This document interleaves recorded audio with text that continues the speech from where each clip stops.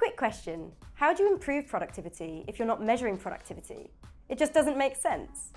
No, if you're looking to improve the way your site or your project runs, you need a way of measuring the success rate of your plans and a way of detecting issues so that you can avoid them.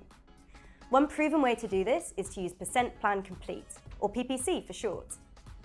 Hi, I'm Chloe from Aphex, the fastest way for construction teams to plan together.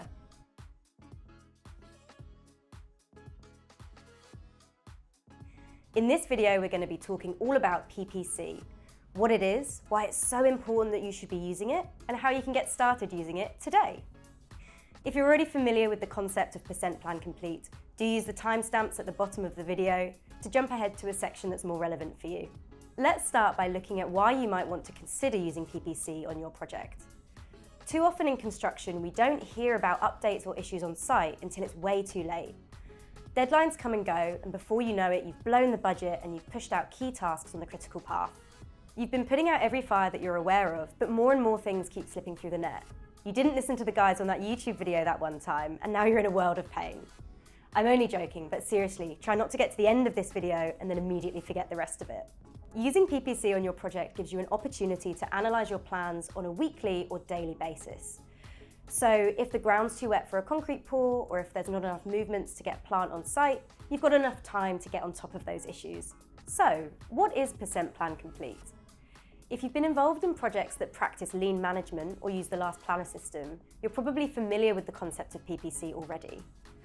It's a great tool that can be implemented on any project, regardless of your personal feelings to lean management. In short, Percent Plan Complete is a metric used to assess the performance of your short-term plans. Sounds good, right? It relies on two parts of a really basic routine. First, at the beginning of the week, getting your team to commit to shifts or tasks that they expect to complete.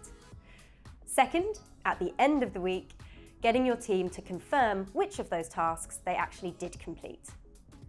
To calculate the percentage of your plan that you completed, or your PPC metric, all you need to do is divide the number of completed tasks and shifts by the number of expected tasks and shifts.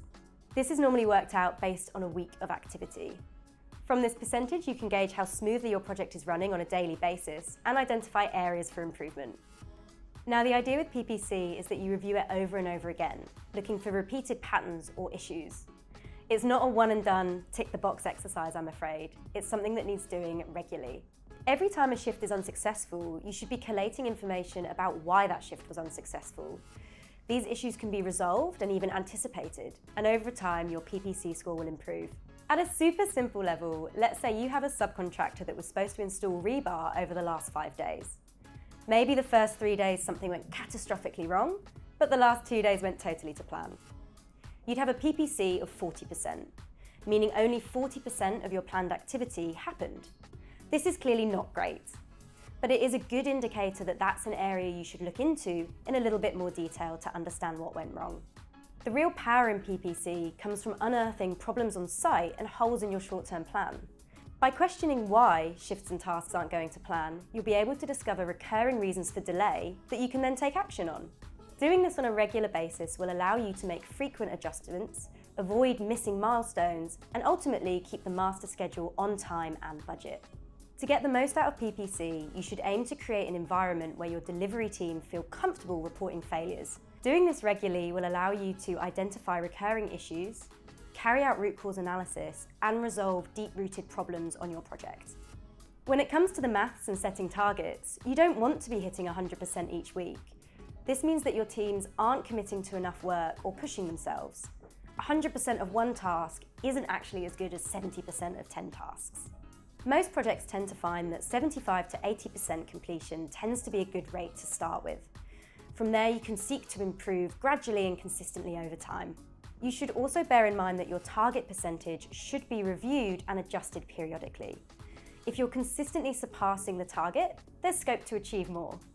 If your team is consistently struggling to hit the target, it might mean that you've been a bit ambitious with your planning, or the team's spread a little bit too thin. Whilst the theory behind PPC is pretty straightforward, in practice there's quite a few more challenges that might pop up. The first problem you might face is getting the information from teams out on site. This can be really difficult. So putting a process in place, like having a dedicated meeting or a reporting system, can really help make this easier. The second challenge you might face is collating and analysing all of that information that you've collected.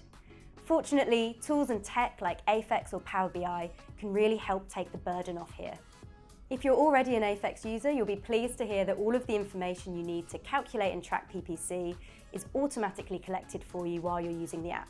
If you're not an Aphex user, or maybe you prefer calculating and tracking your PPC manually, we've created a free spreadsheet template that you can download and get stuck into today. Just use the link down in the description. However you decide to go about putting PPC into practice, the model is bound to vastly improve productivity on your project. That's it. Thanks so much for watching, and we look forward to seeing you in the next video.